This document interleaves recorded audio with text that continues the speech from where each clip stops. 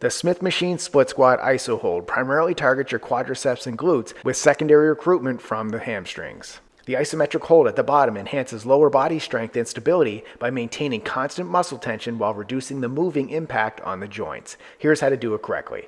Position the Smith machine bar at shoulder height. Place the bar across your upper back, gripping it securely with both hands. Engage your core and keep your chest up. Stand in a split stance with your front foot 2 to 3 feet apart from the back foot, ensuring both feet are firmly planted with the back foot up on the ball of your foot. Slowly bend both knees to lower your body into a deep split squat position. Ensure your front knee aligns over your toes and your back knee moves towards the floor. Once at the bottom position, hold the isometric position for the indicated time in your workout program while maintaining muscle tension and proper form.